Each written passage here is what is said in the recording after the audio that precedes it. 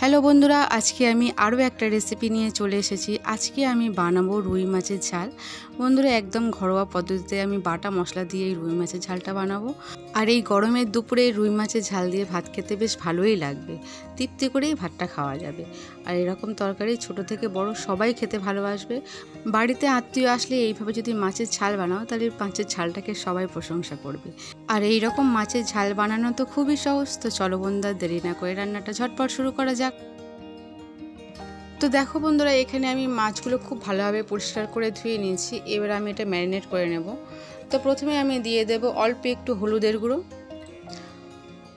আর দেব অল্প একটু লঙ্কার গুঁড়ো, আর দেব হাফ চামচ নুন, আর দেব কয়েক ফোঁটা লেবুর রস দিয়ে আমি খুব ভালো করে মাখিয়ে নেব। বন্ধুরা, এমনভাবে মাখাতে হবে যাতে প্রত্যেকটা মাছের গায়ে মশলাগুলো লেগে যায়। তো এখানে আমার মাখানো হয়ে গেছে। এবার ঢাকা চাপা দিয়ে আমি 5 মিনিটের জন্য ছেড়ে দেব। তো আমি এখানে মাছগুলো ভেজে নেব। তো গ্যাস অন করে কড়া চাপিয়ে দিচ্ছি। কড়া গরম হয়ে গেছে। আমি সর্ষের তেল দিয়ে দিলাম। তেলটাকে আমি খুব ভালো করে গরম করে নেব। তো তেল গরম হয়ে গেলে আমি গ্যাসের ফ্লেমটা একদম লো করে দেব, দিয়ে একে একে মাছগুলো দিয়ে দেব। বন্ধুরা, যদি মাছটা ঠিকঠাকভাবে ভাজা যায় তাহলে মাছের স্বাদ বেশি ভালো হয়। খুব বেশি কড়া করে মাছ ভাজলে মাছের স্বাদ একদম নষ্ট হয়ে যায়। তো দেখো, এখানে আমার মাছ ভাজা হয়ে গেছে। এবারে মাছগুলো আমি খুব ভালো করে একটু নেড়েচেড়ে দুদিকেই লাল করে নিলাম। এবারে আমি মাছগুলো অন্য একটি পাত্রে তুলে নেব। এই তেলের মধ্যে আমি বাকি রান্নাটা করে নেব। তো এখানে মাছগুলো তোলা হয়ে গেছে। দেখো, এবার এই তেলের মধ্যে আমি দিয়ে দেব পেঁয়াজ কাটা। আমি এখানে একটা বড় সাইজের পেঁয়াজ কাটা দিয়ে দিলাম। গ্যাসের ফ্লেমটা মিডিয়াম রেখে আমি পেঁয়াজগুলো খুব ভালো করে ভেজে নেব। খেয়াল রাখতে হবে পেঁয়াজগুলো যাতে পুড়ে না যায়। পেঁয়াজ পুড়ে গেলে কিন্তু তরকারি তেতো হয়ে যাবে।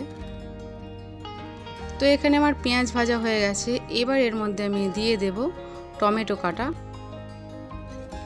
আমি এখানে দুটো মিডিয়াম সাইজের টমেটো নিয়ে নিয়েছি। নিয়ে টমেটো আর পেঁয়াজ একসাথে ভেজে নেব। তো বন্ধুরা, এই সময় আমি দিয়ে দেব স্বাদ মতো নুন। নুনটা দিয়ে দিলে টমেটোগুলো খুব তাড়াতাড়ি গলে যাবে। তো দুটো আমি একসাথে খুব ভালো করে ভেজে নেব।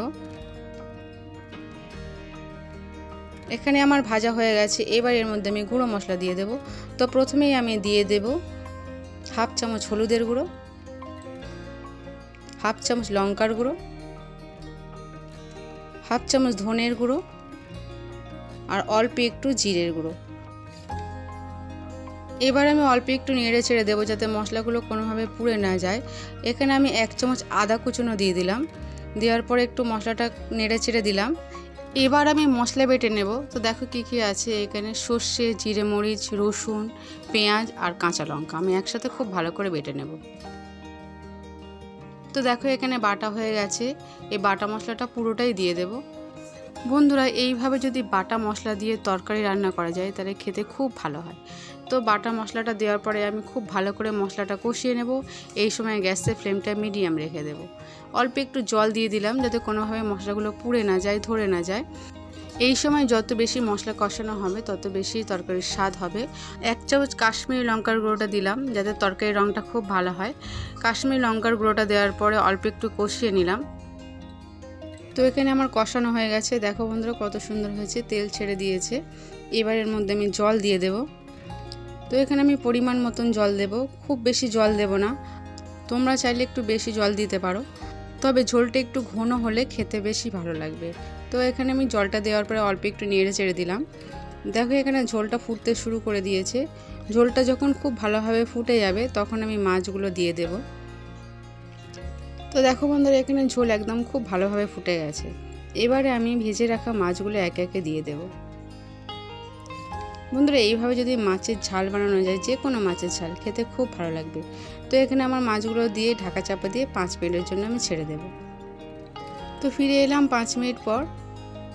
ঝোলের মধ্যে মাছটা দেওয়ার পরে বেশি ফোটানো যাবে না। বেশি ফুটিয়ে নিলে মাছটা নরম হয়ে যাবে, খুব বেশি নরম হয়ে যাবে, খেতে ভালো লাগবে না। তো আমি এখানে দুটো কাঁচা লঙ্কা দিয়ে দিলাম, আর উপর থেকে আমি ধনেপাতা কুচনো দিয়ে দিলাম। এবার আমি গ্যাসের ফ্লেমটা একদম লো করে দিয়ে 2 মিনিটের জন্য ছেড়ে দেব ঢাকা চাপা দিয়ে। তো ফিরে এলাম 2 মিনিট পর। এখানে আমার রান্না হয়ে গেছে, পরিবেশনের জন্য একদম তৈরি। তো এবার আমি অন্য একটি পাত্রে পরিবেশনের জন্য তুলে নেব। তো আশা করি বন্ধুরা আমার এই রান্নাটা তোমাদের খুব ভালো লেগেছে। ভালো লাগলে চ্যানেলটাকে সাবস্ক্রাইব করো, লাইক করো, আর দেখার জন্য অনেক ধন্যবাদ। আর হ্যাঁ বন্ধুরা, কমেন্ট করে জানাতে ভুলো না রান্নাটা তোমাদের কেমন লেগেছে।